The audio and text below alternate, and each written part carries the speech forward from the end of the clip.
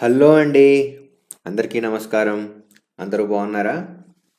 Yeah! అందరూ బాగా చదువుతున్నారనుకుంటున్నాను. So, మనం ఏమాత్రం లేట్ చేయకుండా ఈరోజు క్లాస్‌లోకి వెళ్ళిపోదాం. ఈరోజు ఇండియన్ జియోగ్రఫీకి సంబంధించి ఇంకొన్ని బిట్స్ సాల్వ్ చేసి నేర్చుకుందాం. ఓకే? అలాగే మీకు స్క్రీన్ మీద కనిపించేది ఒక రఫ్ కార్టూన్ అండి ఇండియన్ జియోగ్రఫీకి సంబంధించి. జస్ట్ రివర్స్, హిమాలయాలు, డిఫరెంట్ డాన్స్ ఫామ్స్, అంటే డిఫరెంట్ డాన్స్, యోగాలు, రకరకాల ఈవెంట్స్ ఉన్నాయి.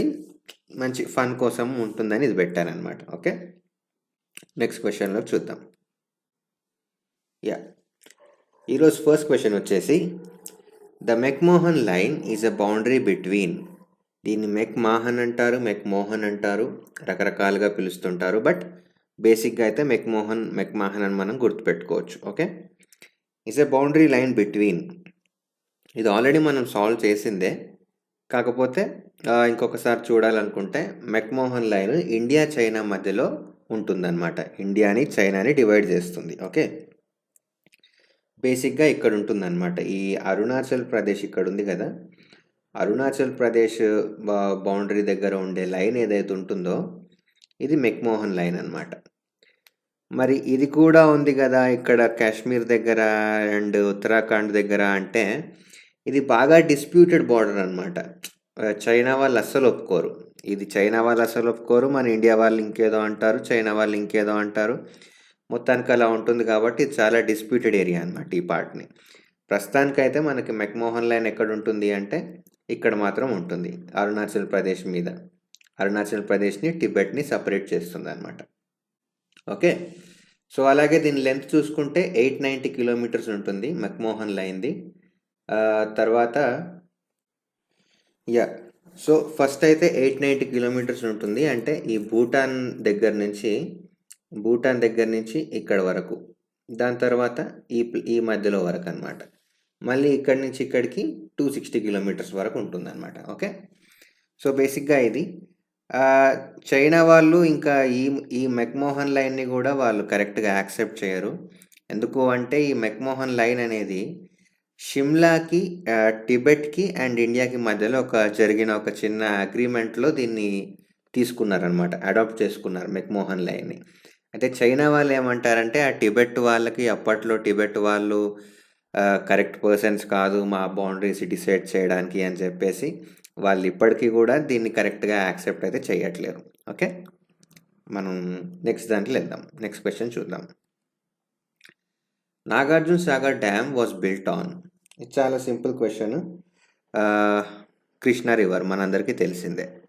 కాకపోతే మనం ఇంకా తెలుసుకోవాల్సింది ఏంటంటే ఈ నాగార్జున సాగర్ డ్యామ్ గురించి తెలుసుకోవాలి లైట్గా. సో తెలుసుకోవాల్సింది ఏంటంటే 1955లో దీన్ని స్టార్ట్ చేశారు. 1955లో స్టార్ట్ చేశారు, కంప్లీట్ అయ్యేసరికి 67 అయింది. 1967 అంటే దాదాపు 12 ఇయర్స్ పాటు కట్టారనమాట దీన్ని. ఓకే, అలాగే దీన్ని largest machinery dam in the world అని కూడా అంటారు. ఏమంటారు? Largest machinery dam in the world. Okay, అంటే రాక్ని, బ్రిక్ని మోర్టార్ తోటి కలిపితే, మోర్టార్ అనే ఒక సిమెంట్ లాంటిది అనమాట మోర్టార్ అంటే. సో రాక్ని, బ్రిక్ని మోర్టార్ తోటి కలిపి కడితే దాన్ని మెషనరీ డ్యామ్ అంటారనమాట. ఓకే, అలాగే ఈ నాగార్జున సాగర్ డ్యాము నల్లమల్ల రేంజెస్లలో ఉంటుంది, ఇది ఇంకొక పాయింట్, నల్లమల్ల. అలాగే నాగార్జున సాగర్ శ్రీశైలం టైగర్ రిజర్వ్ కూడా ఉంటుంది, అది ఇంకో పాయింట్. ఓకే, సో ఈ టైగర్ రిజర్వ్ వచ్చేసి ఏపీ తెలంగాణ బార్డర్లో ఉంటుంది. ఓకే, ఇది బ్రాడ్గా అయితే ఇవి, ఇంకా కూడా మీరు ఇంకా డీటెయిల్గా తెలుసుకోవాల్సిన అవసరం అయితే ఉంది. Okay, next. So the state which tops in the production of rubber. So రబ్బర్లో ఎక్కువ ఏ స్టేట్ ప్రొడ్యూస్ చేస్తుంది అనేది క్వశ్చన్. ఇది ఆల్రెడీ మీకు తెలిసే ఉంటుంది, చాలా సింపుల్ క్వశ్చన్ ఇది కూడా. కేరళ హైయెస్ట్ ప్రొడక్షన్ అనమాట న్యాచురల్ రబ్బర్లో. ఓకే, చూడండి, natural rubber is cultivated in 16 states in India. Okay, 16 స్టేట్స్లలో దీన్ని పండిస్తారు. With over 600,000 hectares Kerala tops rubber cultivation. Okay, 600,000 hectares అనమాట, అంటే 6 లక్షల ఎకరాలు కాదు, ఇంకెక్కువే.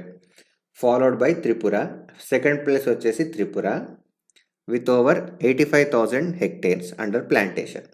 సో ఫస్ట్ వచ్చేసి కేరళ, సెకండ్ వచ్చేసి మన Tripura,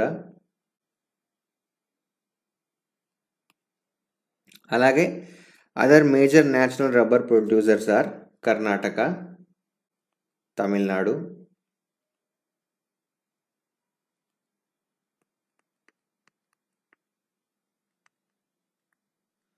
Assam and other north east states. So ఈ టాప్ 5 అయితే గుర్తుంచుకోవాలి. ఫస్ట్ వచ్చేసి కేరళ, తర్వాత త్రిపుర, కర్ణాటక, తమిళనాడు, అస్సాం. ఓకే, ఈ టాప్ 5 గుర్తుంచుకోవడం important. Next, Singhbhum wear copper ore is mind is in. Singhbhum ఎక్కడుంది అంటున్నారు సింపుల్గా. ఎక్కడుంది అంటే జార్ఖండ్లో ఉంటుంది అనమాట. చూడండి, పూరా సింగ్బమ్ అని ఉంది కదా ఇక్కడ, ఈ జార్ఖండ్ వెస్ట్ బెంగాల్ బార్డర్లో ఇక్కడ ఉంటుంది అనమాట. సో బేసిక్గా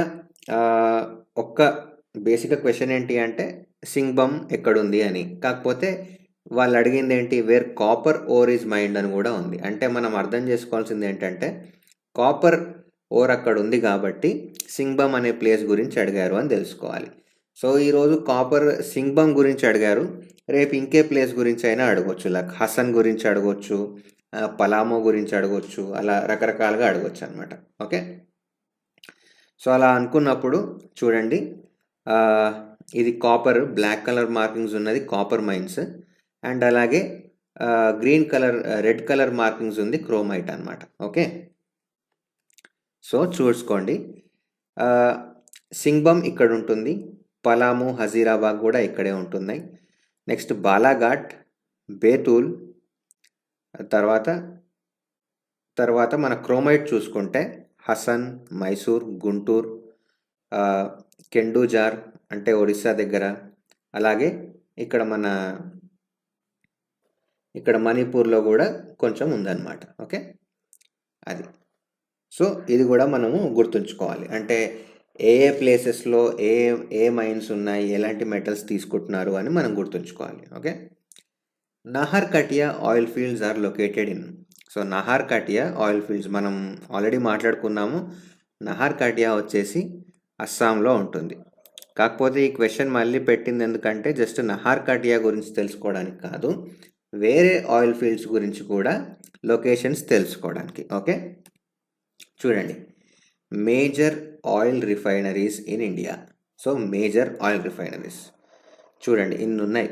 డిగ్బాయ్, దీంట్లో నేను ఇంపార్టెంట్వి చెప్తాను, మీరు నోట్ డౌన్ చేసుకోండి.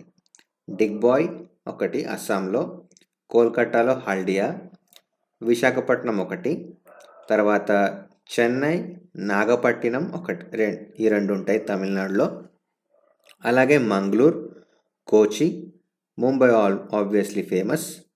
తర్వాత కోయలి అండ్ జామ్నగర్ ఇక్కడ గుజరాత్లో ఉంటాయి. మధుర, పానీపట్, మనాలి, భటిండా.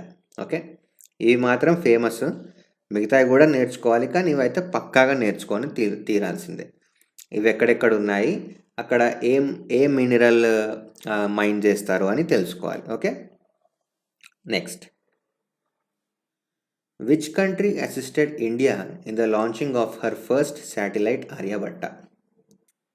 సో ఆర్యభట్ట శాటిలైట్ ఉంది కదా, దాన్ని లాంచ్ చేయడానికి, అంటే ఆర్యభట్ట మన ఇండియా యొక్క ఫస్ట్ శాటిలైట్, దాన్ని లాంచ్ చేయడానికి ఏ కంట్రీ మనకి హెల్ప్ చేసింది అనేది క్వశ్చన్. సో ఫార్మర్ యుఎస్ఎస్ఆర్ వచ్చేసి, అంటే ప్రజెంట్ రష్యా, మనకి ఆర్యభట్టాన్ని లాంచ్ చేయడానికి హెల్ప్ చేసింది అనమాట. ఓకే, సో ఈ మధ్య ఇస్రో చాలా డెవలప్మెంట్స్ వస్తున్నాయి కదా, సో అలాగే మనకి లేటెస్ట్ డెవలప్మెంట్స్తో పాటు అసలు ఫస్ట్ ఎక్కడ స్టార్ట్ అయింది, ఏ శాటిలైట్స్తో లాంచ్ చేశారు, తర్వాత ఏ రాకెట్స్తో లాంచ్ చేశారు, సౌండింగ్ వెహికల్, సౌండింగ్ రాకెట్స్ అని ఉంటాయి, పిఎస్ఎల్విస్ అని ఉంటాయి, జిఎస్ఎల్విస్ అని ఉంటాయి. సో వీటన్నిటి గురించి తెలుసుకోవాల్సిన అవసరం ఉంది. సో ఇస్రో అండ్ డిఆర్డిఓ కూడా మనకి ఎగ్జామ్స్కి చాలా ఇంపార్టెంట్ అనమాట. Okay, next the deepest mine in Asia is. Okay, deepest mine అంటే లోతుగా ఉన్న మైన్ ఖని ఏది అని అడుగుతున్నారు. ఓకే, చూద్దాం. సో ఇది డీపెస్ట్ మైన్ వచ్చేసి కేజీఎఫ్ అంటే కోలార్ గోల్డ్ ఫీల్డ్స్. ఏషియాలోనే అత్యంత లోతుగా తోవబడిన మైన్ అన్నమాట కేజీఎఫ్, కోలార్ గోల్డ్ ఫీల్డ్స్. అయితే కోలార్ గోల్డ్ ఫీల్డ్స్ 2001 ఆ టైంలోకి వచ్చేసి దీన్ని గవర్నమెంట్ మూసేసింది. కాకపోతే మళ్ళీ 2020లో ఎంఈసిఎల్ అనే కంపెనీ మళ్ళీ దాంట్లో ఆపరేషన్ స్టార్ట్ చేస్తుంది అనమాట.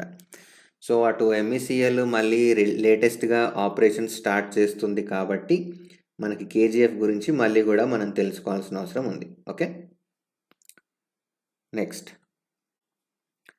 1/10 of the total salt produced in India comes from. Okay, so 1/10 of the total salt produced అంటే దాదాపు 10% ఆఫ్ ద సాల్ట్ ఎక్కడి నుంచి వస్తుంది? ఇండియా మొత్తంలో 10% ఆఫ్ ద సాల్ట్ ఎక్కడి నుంచి ప్రొడ్యూస్ అవుతుంది అంటే సాంబార్ లేక్. సాంబార్ లేక్లో 1/10 of the total salt produced వస్తుంది అనమాట. ఓకే, ఈ సాంబార్ లేక్ ఎక్కడ ఉంది అంటే ఇక్కడ మన రాజస్థాన్ దగ్గర జైపూర్ దగ్గర ఉందన్నమాట. సో సాంబార్ లేక్ వచ్చేసి జైపూర్ దగ్గర ఉంటుంది, జైపూర్ రాజస్థాన్లో ఉంటుంది. Okay, next the longest distance covered by one broad gauge train in India is between. Okay, longest distance covered by one broad gauge train. ఈ గేజెస్ ఉంటాయి కదా మన ఇండియన్ రైల్వేస్లలో, నారో గేజ్ అని, బ్రాడ్ గేజ్ అని, మీటర్ గేజ్ అని. Okay, అలాగా broad గేజ్లో లాంగెస్ట్ డిస్టెన్స్ ఏది అని అడుగుతున్నారనమాట. సో లాంగెస్ట్ డిస్టెన్స్ వచ్చేసి కన్యాకుమారి అండ్ జమ్మూ తావి. సో జమ్మూ తావి నుంచి కన్యాకుమారి దాకా ఉండే ఒక పెద్ద లైన్ లాంగెస్ట్ డిస్టెన్స్ అనమాట. ఓకే, చూడండి ఇక్కడి నుంచి జమ్మూ తావి నుంచి కన్యాకుమారి దాకా. ఓకే, ఇది దాదాపు 3789 కిలోమీటర్స్ డిస్టెన్స్ ఉంటుంది. 3789 కిలోమీటర్స్. ఓకే,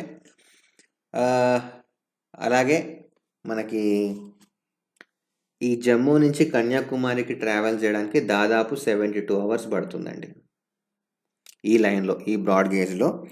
అలాగే రఫ్గా దీంట్లో ఒక 70 స్టాప్స్ ఉంటాయట. సో మనకి ఇక్కడ క్వశ్చన్స్ వేరేలాగా కూడా ఎలా అడగొచ్చు అంటే ఏ స్టేట్స్ నుంచి పాస్ అవుతుంది అని కూడా అడగొచ్చు. సో మనకి ఏ స్టేట్స్ నుంచి కూడా మనకు తెలిసి ఉండాలి. చూడండి జమ్మూ నుంచి ఇక్కడ పంజాబ్, తర్వాత హర్యానా, న్యూఢిల్లీ, ఉత్తరప్రదేశ్, మధ్యప్రదేశ్, మహారాష్ట్ర, ఏపీ, తమిళనాడు, కేరళ అండ్ మళ్ళీ కన్యాకుమారికి వస్తుంది.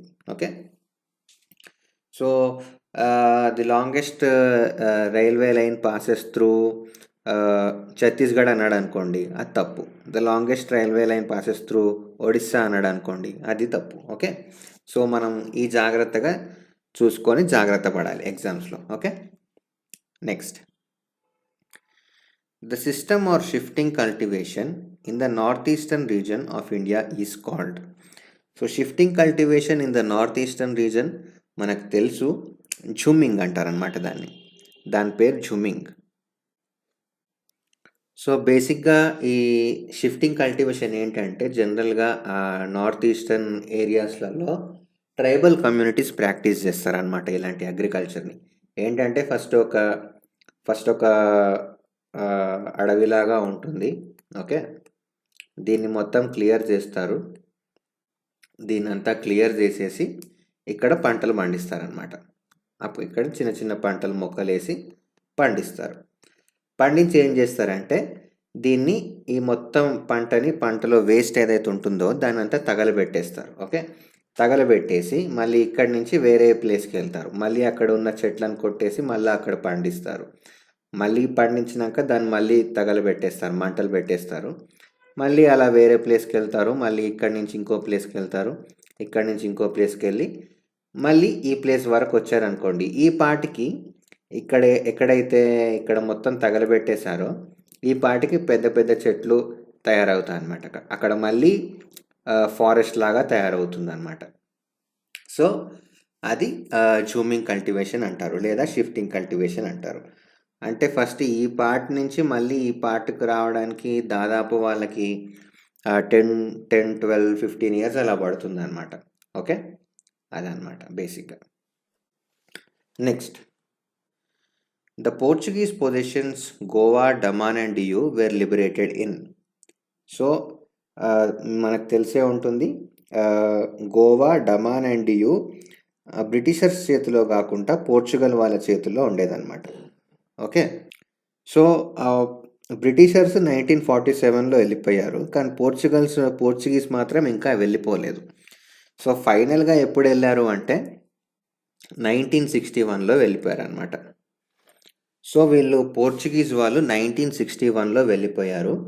సో అలాగే మన ఇండియాకి ఫస్ట్ వచ్చిన యూరోపియన్ పవర్స్ కూడా పోర్చుగీసే అనమాట. So Portuguese wear the first to come and last to go. Okay, Portuguese వచ్చారు, దాని తర్వాత డచ్ వాళ్ళు వచ్చారు, దాని తర్వాత ఇంగ్లీష్ వాళ్ళు వచ్చారు, దాని తర్వాత ఫ్రెంచ్ వాళ్ళు వచ్చారనమాట. సో హిస్టరీలో మనకి ఇది ఒక బిట్ కావచ్చు. ఫస్ట్ పోర్చుగీస్ వాళ్ళు వచ్చారు, దాని తర్వాత డచ్ వచ్చారు, తర్వాత ఇంగ్లీష్ వచ్చారు, ఇంగ్లీష్ అంటే ఇంగ్లాండ్ వాళ్ళు ఆర్ బ్రిటిష్ వాళ్ళు, తర్వాత ఫ్రెంచ్ వాళ్ళు వచ్చారు, ఫ్రాన్స్. ఓకే, PDEF ఇది ఆర్డర్ గుర్తుపెట్టుకోవచ్చు. అండ్ లాస్ట్ వెళ్ళిపోయింది కూడా పోర్చుగీస్ వాళ్ళే. ఎప్పుడు వెళ్ళిపోయారంటే 1961లో వెళ్ళిపోయారు. ఓకే, అలాగే ఈ గోవా, డమాన్ అండ్ డియూ లొకేషన్స్ కూడా మనకి ఇంపార్టెంటే. చూడండి, గోవా ఎక్కడ ఉంటుంది, డమాన్ అండ్ డియూ అంటే రెండు పక్క పక్కన హైదరాబాద్ సికింద్రాబాద్ లాగా ఉంటాయి అనుకోకండి. ఈ వీటికి చాలా డిస్టెన్స్ ఉందన్నమాట మధ్యలో.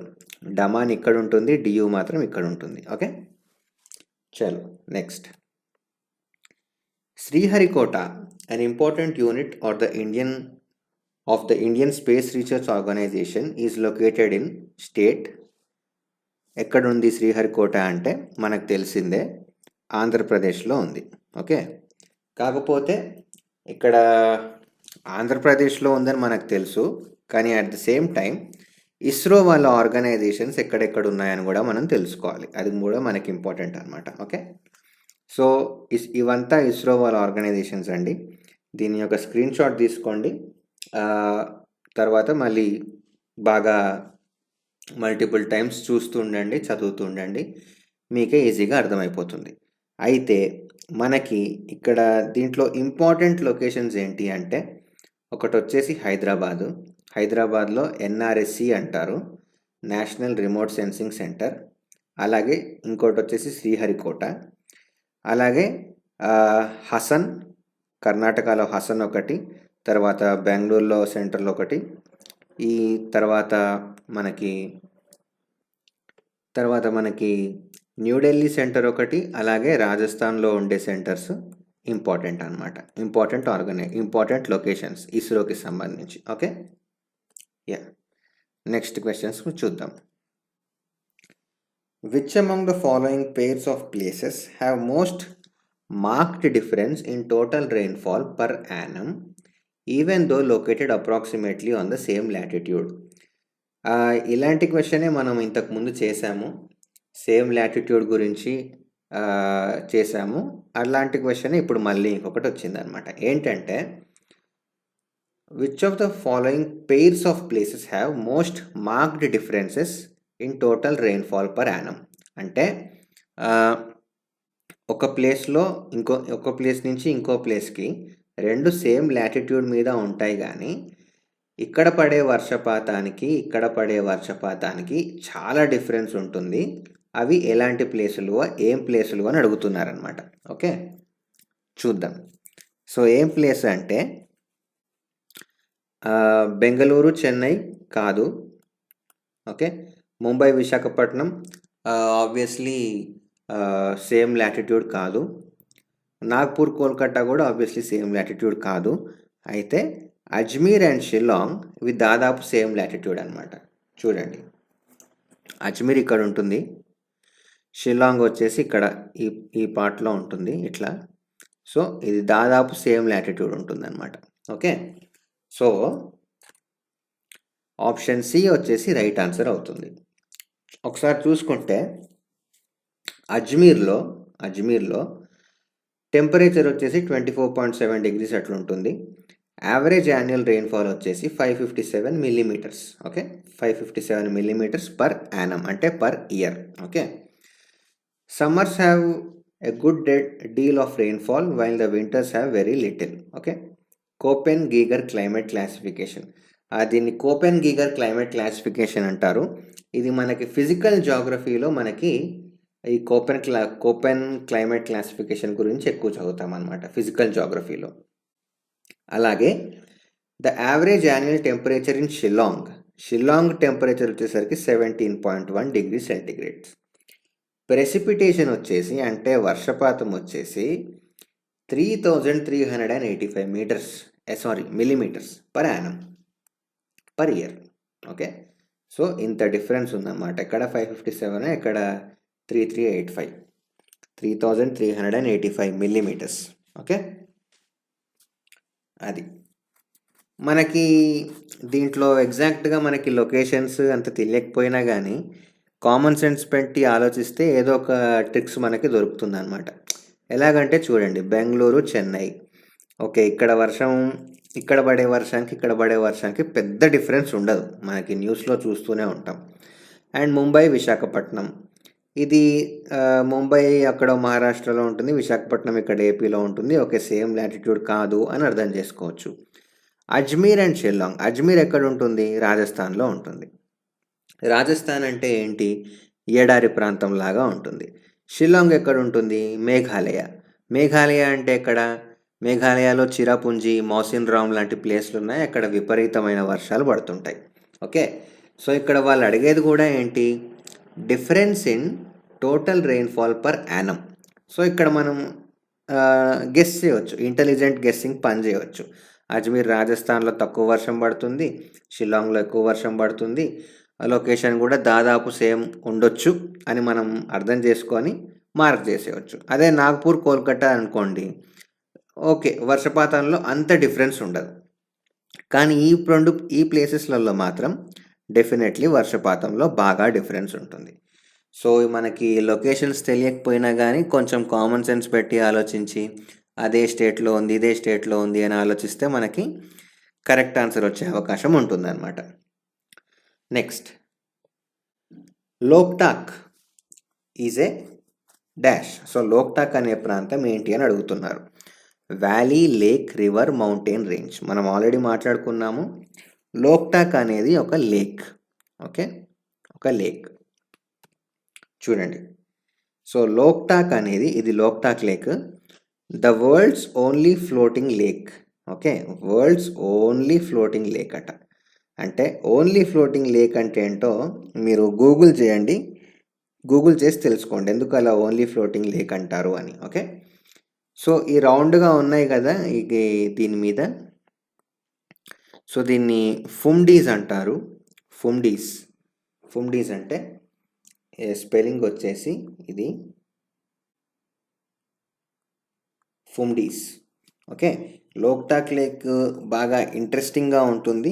ఈ లోక్టాక్ లేక్ ఏంటి, అసలు అది ఎలా ఫామ్ అయింది, దాంట్లో ఫ్లోటింగ్ లేక్ ఏంటి, అలాగే ఈ ఫుమ్డీస్ ఏంటి అని బాగా ఇంట్రెస్టింగ్గా ఉంటుంది ఈ లేక్ గురించి. సో ఈ లేక్ గురించి మనకి ఫిజికల్ జాగ్రఫీలో లేకపోతే ఇండియన్ జాగ్రఫీ అయినా క్లాసెస్లలో దీని గురించి ఎక్కువ డిస్కస్ చేస్తామన్నమాట. Okay, next, Periyar wild life sanctuary is located in the dash state. మనకు తెలుసు Periyar wild life sanctuary, Periyar అంటే కేరళ, తమిళనాడు అని అర్థం చేసుకోవచ్చు ఇండియన్ హిస్టరీ కొంచెం చదువుకుంటే, ఎందుకంటే ఆయన అక్కడే ఉండేవాడు కాబట్టి Periyar. So obviously AP, Karnataka delete చేసేస్తే మిగిలిన రెండు తమిళనాడు, కేరళ. అయితే ఈ రెండిట్లో మాత్రం మనకి ఆన్సర్ తెలిసి ఉండాలి. ఆన్సర్ వచ్చేసి option C, Kerala. Periyar wild life sanctuary వచ్చేసి కేరళలో ఉంటుందన్నమాట. చూడండి, ఇక్కడ పెరియార్ కేరళలో ఉంది. ఓకే, సో అలాగే మనకి ఇదంతా వైల్డ్ లైఫ్ శాంక్చురీస్ అనమాట. దీంట్లో ఇంపార్టెంట్ నేను చెప్తాను, మీరు కూడా మార్క్ చేసుకోండి. ఓకే, సో పైనుంచి వద్దాము. డాచింగామ్ వచ్చేసి జమ్మూ కాశ్మీర్లో, ఇది ఇంపార్టెంట్. అలాగే గోవింద్, ఇక్కడ గోవింద్ అని ఉంది కదా, ఇది ఇంపార్టెంట్. నందాదేవి ఇంపార్టెంట్. అలాగే ఇక్కడ రాజస్థాన్లో కుంభాల్గఢ్, ఇది ఇంపార్టెంట్. దాని తర్వాత గుజరాత్లో వైల్డ్ యాస్ శాంక్చురీ, ఇది ఇంపార్టెంట్. గుజరాత్లోనే మళ్ళీ నాల్ సరోవర్, ఇది ఇంపార్టెంట్. తర్వాత కోటియాగో, ఇక్కడ కోటియాగో ఉంది కదా, ఇది ఇంపార్టెంట్. వాయనాడ్ ఇంపార్టెంట్. ఓకే, తర్వాత ఇక్కడే కర్ణాటకలో షారావతి, మళ్ళీ అది ఇంపార్టెంట్. తర్వాత మళ్ళీ నెయ్యార్ ఉంది ఇక్కడ కేరళలో, మళ్ళీ ఇది ఇంపార్టెంట్. తర్వాత పాపికొండలు, ఇది ఇంపార్టెంటే. మేల్కోటే కర్ణాటకలో, ఇది ఇంపార్టెంటే. శ్రీశైలం మనకు తెలిసిందే, ఇంపార్టెంట్. కొల్లేరు ఇంపార్టెంట్. తర్వాత ఇది పాపికొండలు కాదండి, ఇది పులికాట్ లేక్ ఇది. ఓకే, పులికాట్ అయినా అది కూడా ఇంపార్టెంటే. తర్వాత ఏటూరు నాగారం, ఇది ఇంపార్టెంటే. ఏటూరు నాగారము, కవ్వాలు, ఈ రెండు ఇంపార్టెంట్. తర్వాత కోనార్క్ ఇంపార్టెంట్. తర్వాత ఇక్కడ మనకి నార్త్ ఈస్ట్ సైడ్ వచ్చేసరికి ఇటు గౌరమార, ఇది ఇంపార్టెంట్. కాజీరంగా ఇంపార్టెంట్. సోనాయి రూపా, ఇవి ఇంపార్టెంట్ అనమాట.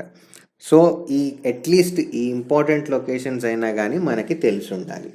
ఇంపార్టెంట్ లొకేషన్స్ ఏంటి, అవి ఎక్కడున్నాయి, ఆ వైల్డ్ లైఫ్ శాంక్చురీలో ఏ యానిమల్ని ఎక్కువగా ప్రొటెక్ట్ చేస్తారు.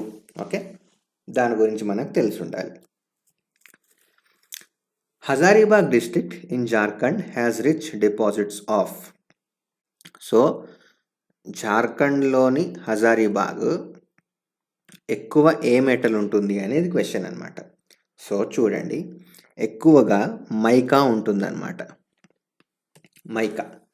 అలాగే మనకి హజారీబాగు జార్ఖండ్లో మైకా అని తెలిసిపోయింది కదా, మరి ఈ మైకా వేరే వేరే రాష్ట్రాలలో కూడా ఎక్కడెక్కడ ఉంది అని తెలుసుకోవాల్సిన అవసరం మనకి ఉంది. సో ఆ ఎగ్జామ్లో మైకా గురించి అడిగారు, అదే మన జార్ఖండ్ హజారీబాగ్ గురించి అడిగారు. నెక్స్ట్ ఎగ్జామ్లో గాయా గురించి అడగవచ్చు, అజ్మీర్ గురించి అడగవచ్చు. ఓకే, సో మనం లొకేషన్స్ ఒకసారి చూసుకుందాము. అజ్మీర్లో కూడా మైకా డిపాజిట్స్ ఉంటాయి. అలాగే బేవార్, అది కూడా రాజస్థాన్, మైకా డిపాజిట్స్ ఉంటాయి. నెక్స్ట్ గాయా, బీహార్లో ఉంటుంది, ఇక్కడ కూడా మైకా డిపాజిట్స్ ఉంటాయి. ఇది వచ్చేసి హజారీబాగ్, మనం ఇప్పుడే మాట్లాడుకుంటున్నాం, జార్ఖండ్లోది, ఇక్కడ మైకా డిపాజిట్స్ ఉంటాయి. అండ్ అలాగే నెల్లూరులో కూడా మైకా డిపాజిట్స్ ఉంటాయి.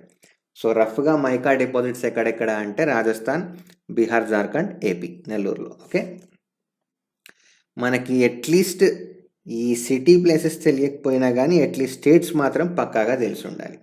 ఓకే, జస్ట్ ఒక 5 స్టేట్స్ గుర్తుపెట్టుకుంటే సరిపోతుంది. ఓకే, చలో. The oldest nuclear power plant at Tarapur is located on the border between. So బేసిక్గా తారాపూర్ న్యూక్లియర్ పవర్ ప్లాంట్ ఏ 2 రాష్ట్రాల బార్డర్ మధ్యలో ఉంది అనేది క్వశ్చన్. ఓకే, సో ఏ 2 రాష్ట్రాల బార్డర్లో ఉందంటే చూడండి, తారాపూర్ ఇక్కడ ఉంది. సో మరిది ఏ 2 రాష్ట్రాల బార్డర్ దగ్గర ఉంది అంటే Maharashtra and Gujarat. So option C right answer అవుతుంది. అలాగే న్యూక్లియర్ ప్లాంట్స్ కూడా మనకు వచ్చేసాయి కాబట్టి దీంట్లో మనం ఇంపార్టెంట్ ఏది అని ఇంకొకసారి చూసుకుందాం. ఓకే, మీరు కూడా నోట్ డౌన్ చేసుకోండి. సో తారాపూర్ ఇంపార్టెంట్, కాక్రాపారా ఇది ఇంపార్టెంట్. అలాగే కిందికి వచ్చేసరికి కైగా, ఇది ఇంపార్టెంట్.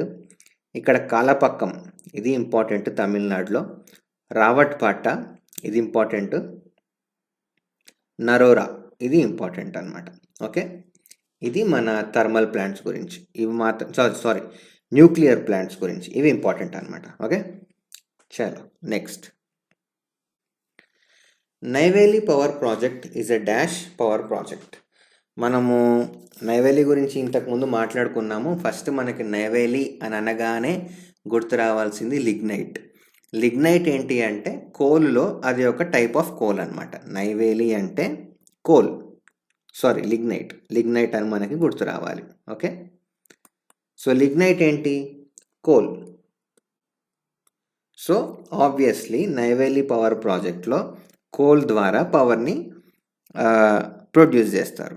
ఓకే, కోల్ అంటే ఏంటి? మళ్ళీ కోల్ అంటే థర్మల్ పవర్ ప్లాంట్స్ అనమాట. థర్మల్ పవర్ ప్లాంట్స్లో కోల్ని వాడతారు. Okay, so option C Neyveli power project వచ్చేసి థర్మల్ పవర్ ప్లాంట్. చూడండి, నైవేలి ఇక్కడ ఉంది. సో ఈ రౌండ్ మార్కింగ్ ఏంటి అంటే థర్మల్ పవర్ స్టేషన్స్ అనమాట ఇది.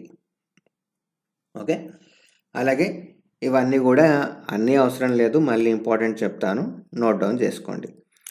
నైవేలి ఒకటి, ఎన్నోర్ ఒకటి, కొత్తగూడెం, విజయవాడ, రామగుండం చాలా ఇంపార్టెంట్, ఎన్టీపీసీ ఉంటుంది అక్కడ, తాల్చేర్ ఇది ఇంపార్టెంట్, తర్వాత కోర్బా మన ఛత్తీస్గఢ్లో ఇంపార్టెంట్, అమర్కంటక్, సత్పురా ఇవి ఓకే మనకు తెలిసినాయే. సింగ్రౌలి మధ్యప్రదేశ్లో, ఇది బాగా ఇంపార్టెంట్ సింగ్రౌలి. అలాగే మళ్ళీ ఇక్కడ డిఫరెంట్ ఉన్నాయి కదా, చంద్రపుర ఇది ఇంపార్టెంట్, తర్వాత దుర్గాపూర్ ఇది ఇంపార్టెంట్, కోల్కట్టా ఇంపార్టెంట్. ఓకే, ఇవి ఇంపార్టెంట్, వీటి గురించి అయితే మనకు పక్కా తెలిసి ఉండాలి. Next, in Thanjavur delta dash crop is cultivated 3 times in an year. Okay, so Thanjavur డెల్టాలో ఒక పంట 3 సార్లు పండిస్తారంట ఒక సంవత్సరంలో. అదే పంట అంటే రైస్, వరి. ఓకే, ఆప్షన్ బి వరి. తాంజావూర్ ప్రాంతాలలో వరిని 3 సార్లు వేస్తారు పంటకి. Okay, next, the great one horn rhino is found in. Okay, the great one horn rhino, ఈ రైనో ఏ నేషనల్ పార్క్లో ఉంటుంది లేదా ఏ వైల్డ్ లైఫ్ శాంక్చురీలో మనకి దొరుకుతుంది అనేది క్వశ్చన్. ఓకే, చూద్దాం. సో బేసిక్గా వన్ హార్న్ రైనో అంటే ఇది. ఓకే, ఇది. సో ఒకప్పుడు వన్స్ అపాన్ ఎ టైం ఈ గ్రే కలర్ ఏరియా ఉంది చూసారా, ఇది అంతా. సో ఈ ప్లేసెస్ మొత్తంలలో ఒకప్పుడు ఇలా ఉండేది, కానీ ఇప్పుడు మాత్రం ఓన్లీ ఈ చిన్న డాట్స్ ఉన్నాయి కదా, ఇక్కడ మాత్రమే అవైలబుల్ ఉంటుందన్నమాట. ఓకే, సో అలాగే ఈ వన్ హార్న్ రైనోసరస్ వచ్చేసి కాజీరంగాలో బాగా ఫేమస్. కాజీరంగా పార్క్ ఎక్కడుంది అంటే అస్సాంలో ఉంది. ఓకే, సో ఇక్కడ ఏం ప్లేసెస్ ఉన్నాయి? కార్బెట్, కాన్హా, పెరియార్, కాజీరంగా. కార్బెట్ ఇక్కడెక్కడ ఉంటుంది, సో ఇక్కడ లేదు, ఇక్కడ లేదు. అలాగే పెరియారు కేరళలో ఉంటుంది, అక్కడ కూడా ఉండదు. అలాగే కానా వచ్చేసి మధ్యప్రదేశ్లో ఉంటుంది, అది కూడా ఇక్కడెక్కడ కూడా మన వన్ హార్న్ రైనోసరస్ లేదు. సో వన్ హార్న్ రైనోసరస్ ఉన్న ప్లేస్ అల్లా అస్సాంలో ఎక్కువగా ఉంటుంది. అస్సాంలో మానస్, ఒరంగ్, కాజీరంగా, పోపితోరా ఈ 4 ప్లేసెస్లలో ఎక్కువగా ఉంటుంది. ఈ గౌర్మారా, చిట్వాన్, దుద్వా ఇక్కడ కొంచెం తక్కువగా ఉంటుంది అనమాట. ఓకే, చలో next, the రూర్ of India is, దీని గురించి కూడా మాట్లాడుకున్నాం. ఇది ఆర్ కాదండి, ఎఫ్ఐ. ఓకే, సో రూర్ అంటే జర్మనీలో ఒక ఇండస్ట్రియల్ ప్లేస్ ఉంటుంది. ఆ ఇండస్ట్రియల్ ప్లేస్లో చాలా అంటే చాలా మినరల్స్ ఉంటాయి, అందుకే అక్కడ డెవలప్మెంట్ బాగా జరిగింది. అందుకే సో దాన్ని రూర్ అంటారనమాట, ఆ ప్లేస్ పేరు రూర్. సో అలాగే ఇండియాలో కూడా ఛోటా నాగ్పూర్ ప్లాటూ వచ్చేసి చాలా మినరల్స్ ఉంటుందన్నమాట. చాలా మినరల్స్ మనకి ఎక్స్ప్లోర్ చేసే అవకాశం ఉంది. సో అందుకు చాలా మినరల్స్ ఉన్నాయి కాబట్టి దీన్ని రూర్ ఆఫ్ ఇండియా అంటారు. Okay, so option C correct answer అనమాట. Next, in India the yield per hectare is very low in. So intensive farming, extensive farming, commercial cultivation, plantation, agriculture. So commercial cultivation అంటే మనకి అర్థమవుతుంది, కమర్షియల్గా పండిస్తారు అంటే only లాభాల కోసం పండిస్తారు అని. సో లాభాల కోసం పండిస్తున్నారు అంటే ఏదో ఒకటి చేసి ఈల్డ్ని ఎక్కువ చేస్తారు, అంటే దిగుబడిని ఎక్కువ చేసుకుంటారు. సో దీన్ని ఎలిమినేట్ చేసేయచ్చు. అలాగే ప్లాంటేషన్ కూడా కమర్షియల్ పర్పస్ కోసమే చేస్తారు. ఓకే, సో దేర్ ఫోర్ ఇక్కడ కూడా ఈల్డ్ ఎక్కువే వస్తుంది. సో దీన్ని కూడా ఎలిమినేట్ చేసుకోవచ్చు. మిగిలింది ఏంటి? Intensive farming, extensive farming. So intensive ఏంటి, ఎక్స్టెన్సివ్ ఏంటి అని తెలుసుకుంటే మనకి తెలిసిపోతుంది అనమాట. ఓకే, చూద్దాం. సో ఇది intensive farming and extensive farming differences. Okay, intensive గురించి చూద్దాం. Intensive farming refers to agricultural system where there is high level of use of labour and capital in comparison to the land area. Suppose ఒక చిన్న ప్రాంతం ఉంది, ఈ ప్రాంతంలో ఎక్కువ level of labour ఉన్నారనుకోండి, అంటే చాలా ఎక్కువ మంది లేబర్, చాలా ఎక్కువ మంది ఇక్కడ పని కోసం వెయిట్ చేస్తూ ఎదురు చూస్తూ ఏదో ఒక పని దొరికింది చేసుకుందామని ఉండేవాళ్ళు. అలాగే క్యాపిటల్ కూడా, అంటే డబ్బులు కూడా ఎక్కువ పెట్టడం, కానీ లేబర్ కూడా ఎక్కువ పెడతాం. దాన్ని ఇంటెన్సివ్ ఫార్మింగ్ అంటారు. ఓకే, ఎక్స్టెన్సివ్ ఫార్మింగ్ గురించి చూద్దాం. It is a farming technique in which large farms are being cultivated with relatively lower inputs, that is capital and labor. So పెద్ద ఏరియా ఉంటుంది, పని చేసే వాళ్ళు తక్కువ మంది ఉంటారు. అలాగే క్యాపిటల్ కూడా తక్కువే ఉంటుంది, డబ్బులు కూడా కొంచెం తక్కువే పెడతారనమాట. అది బేసిక్ డిఫరెన్స్ వచ్చేసి, అది డెఫినేషన్ వచ్చేసి అది. నెక్స్ట్ పాపులేషన్ గురించి చూద్దాం. It is practised in densely populated areas. మనకి ఇక్కడే అర్థమైపోతుంది, ఉన్న చిన్న ప్రాంతంలో కూడా అంతమంది ఉన్నారు అంటే అక్కడ పాపులేషన్ ఎక్కువ అని అర్థం. ఇక్కడ ఎక్స్టెన్సివ్ చూసుకుంటే practised in moderately populated region, అంటే మరీ ఎక్కువ ఉండరు, మరీ తక్కువ ఉండరు. Okay, land holding small and expensive. చూడండి, ల్యాండ్ హోల్డింగ్ చిన్నది, ఇక్కడ లార్జ్ అండ్ ఇన్ఎక్స్పెన్సివ్ పెద్దది. Okay, farm land near to the market, అంటే మార్కెట్కి దగ్గరగా ఉన్నది. ఈ పంట ఎక్కడ ఉంటుంది అంటే, ఈ పొలం ఎక్కడ ఉంటుంది అంటే మార్కెట్కి దగ్గరలో ఉంటుంది జనరల్గా. అదే ఎక్స్టెన్సివ్ చూసుకుంటే రిమోట్లీ లొకేటెడ్, ఎక్కడో మన మార్కెట్ ఒక దగ్గర ఉంటే వీళ్ళ పొలం ఇంకెక్కడో ఉంటుంది అనమాట. అలాగే పర్ హెక్టేర్ అవుట్పుట్ వచ్చేసి ఇంటెన్సివ్ ఫార్మింగ్లో ఎక్కువగా ఉంటుంది, ఎక్స్టెన్సివ్ ఫార్మింగ్లో తక్కువగా ఉంటుంది. ఓకే, మన క్వశ్చన్లో ఏమడిగారు? Yield per hectare is very low, అంటే తక్కువ. ఎక్కడ తక్కువగా ఉంది? ఇక్కడ ఎక్స్టెన్సివ్ ఫార్మింగ్లో తక్కువగా ఉంది కదా. సో దేర్ ఫోర్ ఆన్సర్ వచ్చేసి extensive farming. Okay, next dash is a plant city in India. Okay, so మన ఇండియాలో చాలా సిటీస్ ఉంటాయి. సిటీస్ అన్నా గందరగోళంగా, గజిబిజిగా, రోడ్లు సరిగ్గా లేకుండా ఉన్నా కానీ ఎక్కడి నుంచో ఏదో సందులో నుంచి, లేకపోతే ఎక్కడో కొండ మీద నుంచి, లేకపోతే ఎలాగో మొత్తం గందరగోళంగా ఉంటుంటాయి కదా సిటీస్లో రోడ్స్ ప్లానింగ్.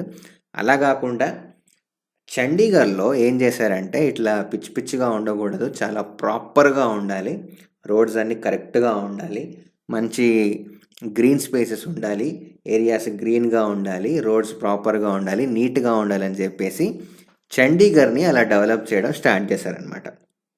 సో చండీగఢ్ ఇది ప్లాన్డ్ సిటీ అనమాట ఇది.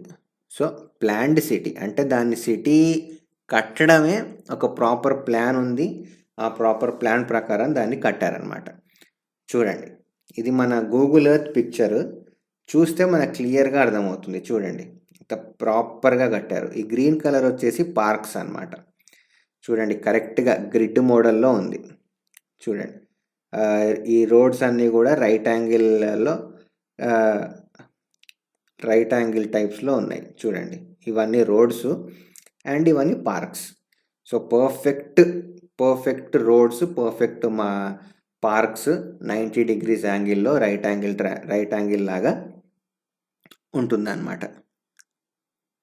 సో చండీగఢ్ వచ్చేసి ప్లాన్డ్ సిటీ. Okay, planned. చలో next, ICF integral coach factory is at. మనం దీని గురించి మాట్లాడుకున్నాము. ICF వచ్చేసి ఇంటిగ్రల్ కోచ్ ఫ్యాక్టరీ వచ్చేసి చెన్నైలో ఉంటుంది. సో ఇది ఎలాంటి కోచెస్ తయారు చేస్తుంది అంటే ట్రైన్స్కి, రైల్వేస్కి ప్యాసింజర్స్ కోసం ప్యాసింజర్స్కి రకరకాల కోచెస్ ఉంటాయి కదా, అంటే జనరల్, లేకపోతే సెకండ్ క్లాస్, లేకపోతే 3 tier AC, 2 tier AC, 1 tier AC అలా. సో ఐసీఎఫ్ వచ్చేసి ఇవన్నీ మ్యానుఫ్యాక్చర్ చేస్తుంది అనమాట. ఐసీఎఫ్ వచ్చేసి చెన్నైలో ఉంది. అలాగే రీసెంట్గా లేటెస్ట్గా ఐసీఎఫ్ ఒక కొత్త రకమైన కోచ్ తయారు చేసింది. దాని పేరేంటి అంటే Vistadome coach. So Vistadome coach గురించి కూడా మనకి ఎగ్జామ్లో క్వశ్చన్స్ రావచ్చు. పేరేంటి అంటే విస్టాడోమ్.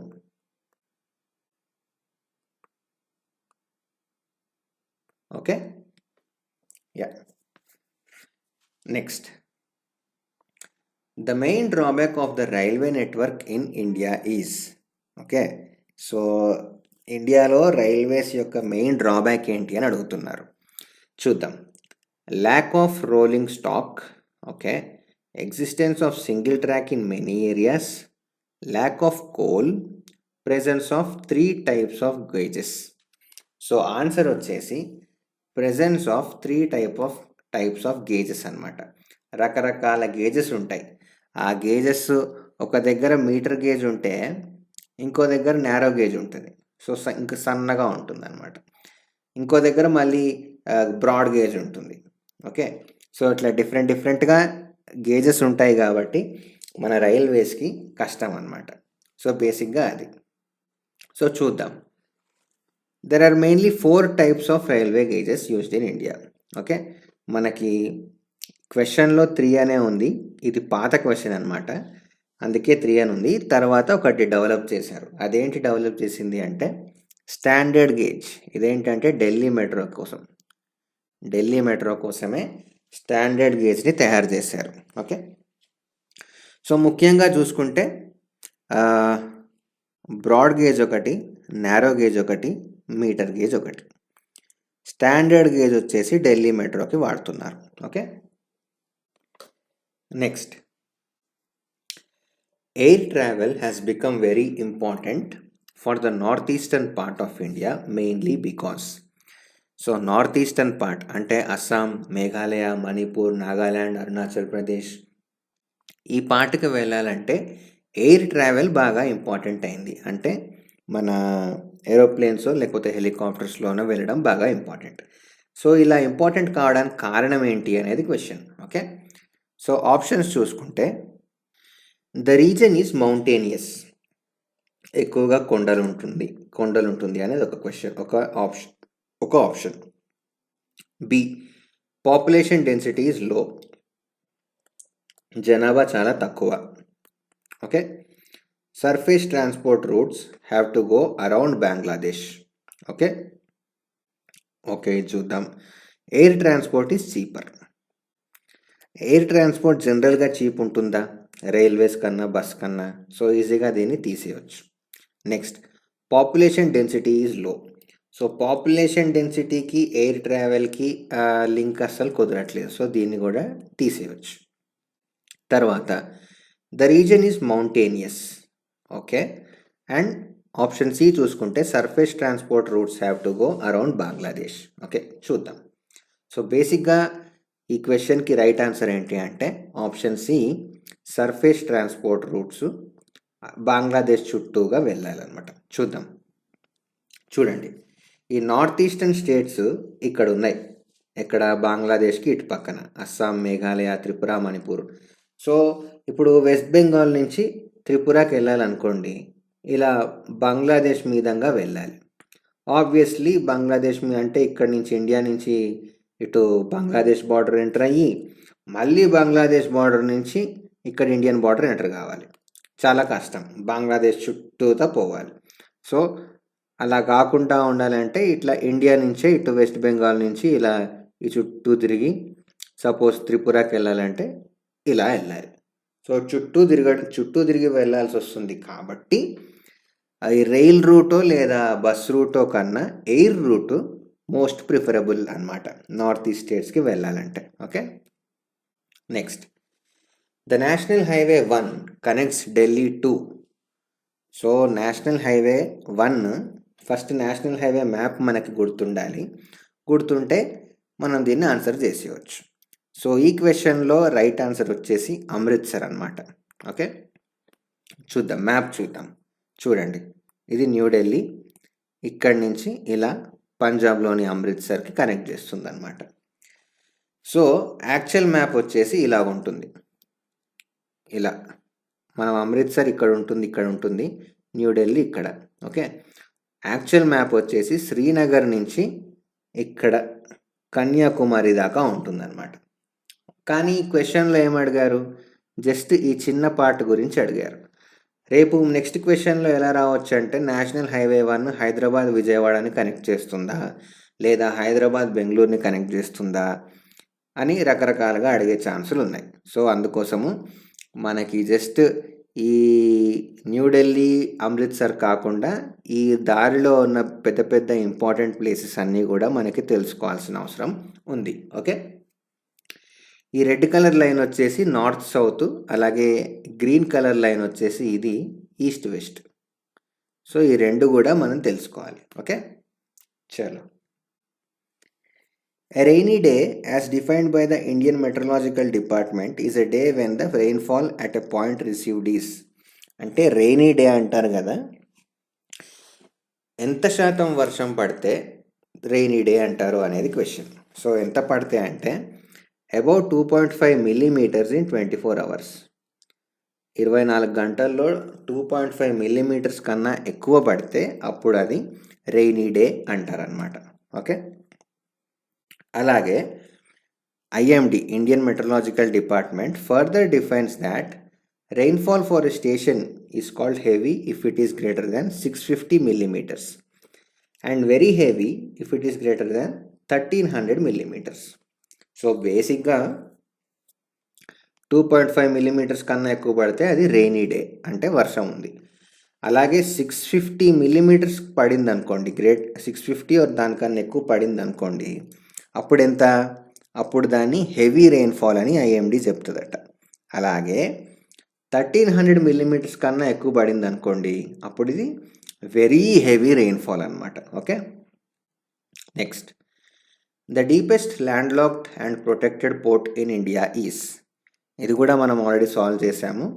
ఆన్సర్ వచ్చేసి విశాఖపట్నం. చూడండి, ఇది చూడండి, మ్యాప్ చూడండి, పోర్ట్ ఆఫ్ విశాఖపట్నం. సో ఇది సముద్రం బేసిక్గా ఇలా ఉంటుందన్నమాట. ఇలా దీని బార్డర్స్ వచ్చేసి ఇలా ఉంటుంది. కానీ మన పోర్ట్ మాత్రం ఇక్కడి నుంచి ఇలా లోపలికి ఇలా వచ్చి మళ్ళా ఇక్కడ కొన్ని పోర్టులు ఉంటాయి, ఇక్కడ కొన్ని బర్తులు ఉంటాయి, ఇక్కడ కొన్ని బర్తులు ఉంటాయి, ఇక్కడ కొన్ని బర్తులు ఉంటాయి, ఇటు లోపలికి ఇంకిన్ని బర్తులు ఉంటాయి అన్నమాట. So deepest and landlocked port అనమాట. Okay, Visakhapatnam. Next, the width or the broad gauge track in Indian railways is. ఇది ఆర్ కాదు, of. Okay, so broad gauge track యొక్క విడ్త్ ఎంత అని అడుగుతున్నారు, చూద్దాం. సో బేసిక్గా మనం మాట్లాడుకున్నాం కదా ఇందాక 4 గేజ్ల గురించి. చూడండి, బ్రాడ్ గేజ్ వచ్చేసి 1676 millimeters, ఫీట్స్లో అయితే 5 feet 6 inches. స్టాండర్డ్ గేజ్ వచ్చేసి 1435 millimeters అండ్ ఫీట్స్ వచ్చేసి 4 feet 8.5 inches. మీటర్ అంటే పేరులోనే ఉంది, మీటర్ అంటే 1000 millimeters. ఓకే, ఫీట్స్లో వచ్చేసి 3 feet 3/8 inches. Okay, narrow gauge 762 meters, 2 feet 6 inches. Okay, so క్వశ్చన్లో ఏమడుతున్నారు, మన బ్రాడ్ గేజ్ యొక్క విడ్త్ ఎంత అంటే ఆప్షన్ ఏ 1.676 meters అనమాట. Okay, next, the Buckingham canal runs through. Buckingham canal ఏ 2 రాష్ట్రాల మీదంగా వెళ్తుంది అనేది క్వశ్చన్.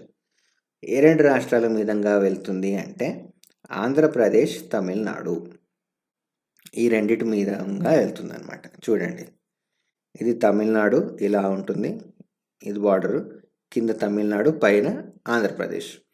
బకింగ్హామ్ కెనాల్ వచ్చేసి ఇలా ఇదన్నమాట, ఈ పార్ట్లో ఉంటుంది. సో ఏపీ అండ్ తమిళనాడులో బకింగ్హామ్ కెనాల్ ఉంటుందన్నమాట. Okay, next, Hindustan aeronautics limited is in. So Hindustan aeronautic limited ఎక్కడ ఉంది అంటే బెంగళూరులో ఉంది. అలాగే మనకి ఇంకా ఎక్కడెక్కడ కూడా ఉందో కూడా తెలుసుకోవాలి. ఇంకా ఎక్కడెక్కడ ఉంది అంటే కర్ణాటక, మహారాష్ట్ర, తెలంగాణ, ఒడిస్సా, ఉత్తరప్రదేశ్ ఈ ప్లేసెస్లలో కూడా ఉంది. ఓకే, చలో. Railways are more in north Indian plains because the area is more productive, okay, densely populated, region offers least physical resistance. So ఎందుకు అంటే అన్నీ కరెక్టే, all of the above are correct. Densely populated, obviously ఎక్కువ మంది ఉంటే ఎక్కువగా అక్కడ ప్రయాణిస్తారు. ఎక్కువ ప్రయాణిస్తే ప్రొడక్టివిటీ ఎక్కువ ఉంటుంది. ఎక్కువ ప్రయాణిస్తున్నారు అంటే రెసిస్టెన్స్ తక్కువ ఉన్నట్టే కదా. So therefore option D, all of the above is correct అనమాట. The Bigha corridor is an issue between India and. Bigha corridor అనేది ఇండియా అండ్ ఏ దేశానికి మధ్యలో ఒక చిన్న ఇష్యూ లాగా నడుస్తుంది అంటే option D, Bangladesh. India Bangladesh మధ్యలో బీగా కారిడోర్ ఒక చిన్న ఇష్యూ లాగా నడుస్తుంది అనమాట. చూడండి, సో ఇది ఇండియా, ఈ తిన్ బీగా కారిడోర్ ఇక్కడ ఉంటుంది, ఇక్కడ బంగ్లాదేశ్ అనమాట. ఈ బంగ్లాదేశ్ ఇండియాకి మధ్యలో తిన్ బీగా కారిడోర్ ఉంటుంది. దీని గురించి కొన్ని కన్ఫ్యూజన్స్, కొన్ని ఇష్యూస్ అనమాట. Okay, next. Which one among the following states is smallest in the area? AP, Gujarat, Karnataka, Tamil Nadu. చూడండి, తమిళనాడు ఇంత 3.95%. ఏపీ ఎక్కడుంది? ఇక్కడ 4.87%. ఇంకేం అడుగుతున్నారు? కర్ణాటక, గుజరాత్. కర్ణాటక వచ్చేసి 5.83%, గుజరాత్ వచ్చేసి 5.96%. సో ఈ నాలుగిట్లో తమిళనాడే తక్కువ కాబట్టి తమిళనాడు రైట్ ఆన్సర్ అవుతుంది. అన్నిటికన్నా తక్కువ అంటే ఈ నాలుగిట్లో తక్కువ ఏరియా ఉన్నది. Okay. Which of the following sets of 3 ports in the east Coast of India? East Coast మనకు తెలుసు కదా. కొచ్చిన్ ఎక్కడ? కేరళ. ఇది వెస్ట్ కోస్ట్, ఇది వెస్ట్ కోస్ట్, ఇది వెస్ట్ కోస్ట్ తీసేయండి. ముంబై వెస్ట్ కోస్ట్ ఒకటి ఉన్నా కానీ వెస్ట్ కోస్టే కాబట్టి ఇది తీసేయండి. పారాడీప్, కాకినాడ, నాగపట్టినం. ఇది కరెక్ట్. పారాడీప్ ఒడిస్సాలో ఉంటుంది, కాకినాడ ఏపీ, నాగపట్టినం చెన్నై. మచిలీపట్నం ఏపీనే, కానీ కాండ్లా మాత్రం గుజరాత్లో ఉంటుంది. అలపి కూడా కేరళలో. So therefore option C right answer. The national institute of oceanography is located in. ఇది factual question. National institute of oceanography గోవాలో ఉందన్నమాట. Okay, next. Which of the following south Indian rivers has the largest basin? ఇది కూడా మనం చాలాసార్లు మాట్లాడుకున్నాము. గోదావరికి వచ్చేసి ఎక్కువ వాటర్ బేసిన్ ఉంది, రివర్ బేసిన్ ఉంది. Okay. Through which of the following states the Ganga does not pass? Madhya Pradesh, Bihar, west Bengal, Uttar Pradesh. అంటే ఇప్పుడు మనకి గంగా నది యొక్క మ్యాప్ తెలియాలి. గంగా నది యొక్క మ్యాప్ ఏంటంటే చూడండి, ఇలా ఉంటుంది. ఈ బ్లూ కలర్ లైన్ ఉంది కదా, ఇది. సో ఇది ఎక్కడి నుంచి ఉంది? బీహార్, వెస్ట్ బెంగాల్, ఉత్తరప్రదేశ్. ఉత్తరప్రదేశ్లో ఉంది, బీహార్లో ఉంది, వెస్ట్ బెంగాల్లో ఉంది. మధ్యప్రదేశ్ చూడండి ఇలా ఉంటుంది, ఇది Madhya Pradesh.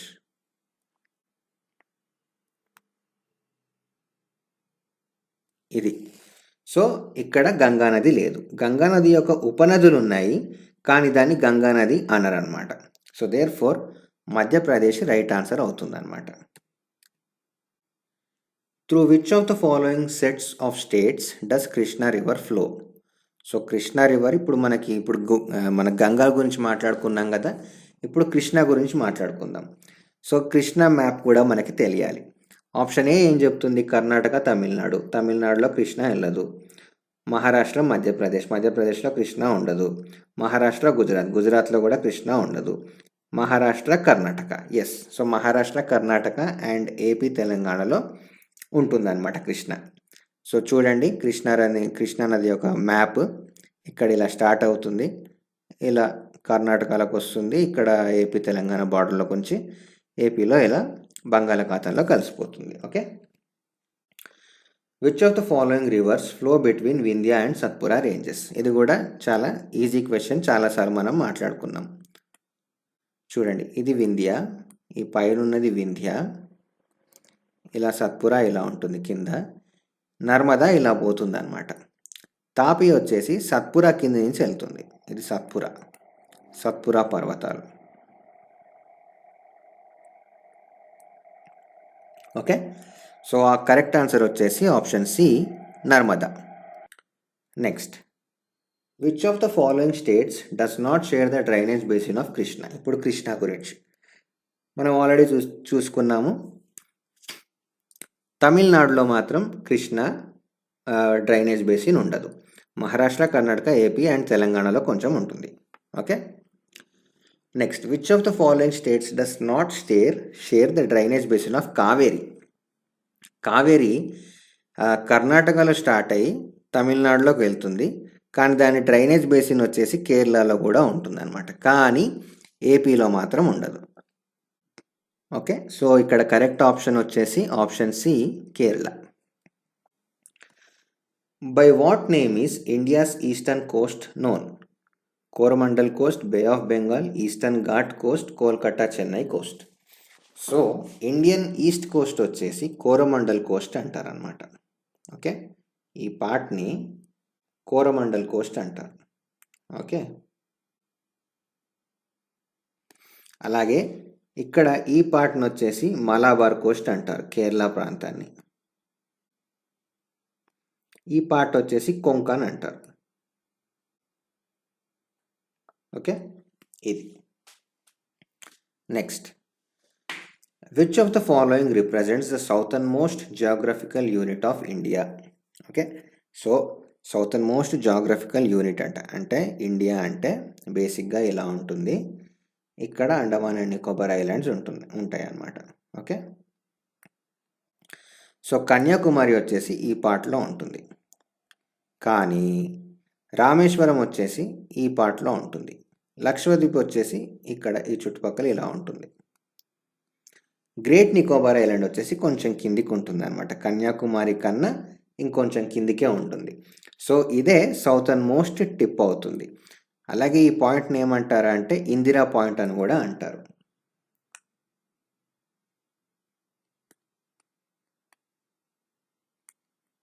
Indira point. Okay, so option D వచ్చేసి కరెక్ట్ ఆన్సర్ అనమాట. Who demarcated the boundary line between India and Pakistan? India Pakistan మధ్యలో ఎవరు బార్డర్ గీశారు అంటే ఆ బార్డర్ పేరు కనుక మీకు గుర్తుండి రాడ్క్లిఫ్ లైన్ అంటారు. సో సిరిల్ రాడ్క్లిఫ్ అనే ఒక ఆయన ఆ బార్డర్ని డిమార్కేట్ చేశారనమాట. చూడండి, ఇది రాడ్క్లిఫ్ లైన్, ఇది అలాగే ఇటు సైడ్ ఒకప్పుడు బంగ్లాదేశ్ కూడా పాకిస్తాన్ కిందికి వచ్చేది కాబట్టి ఈ ప్లేస్లో సిరిల్ రాడ్క్లిఫ్ అనే ఆయన, ఈ పర్సన్ ఇండియాని పాకిస్తాన్ని డివైడ్ చేశారనమాట. Okay, in which of the following states ఈ సాంబార్ లేక్ లొకేటెడ్? ఆల్రెడీ మనం మాట్లాడుకున్నాము. సాంబార్ లేక్ ఎక్కడ ఉంటుంది అంటే రాజస్థాన్లో ఉంటుంది. Okay, next, the Duncan pass is located between Afghanistan India, Pakistan Afghanistan, southern Andaman, little Andaman, Shivalik and Karakoram. Okay, so Duncan pass కనుక చూసుకున్నట్టయితే చూడండి, ఇది Duncan pass south Andaman and little అండమాన్ని డివైడ్ చేస్తుంది అనమాట. ఓకే, సో ఇక్కడ కరెక్ట్ ఆప్షన్ వచ్చేసి south Andaman and little Andaman. The river system which depends more on melting of snow for its water supply is? So ఏ నది మంచు కరుగుతుంటే దాని ద్వారా వచ్చే వాటర్ ద్వారా డిపెండ్ అయి ఉంటుంది అనేది క్వశ్చన్. సో గంగా, గోదావరి, మహానది ఈ మూడు మన సౌతర్న్ ఇండియాలో ఉంటాయి.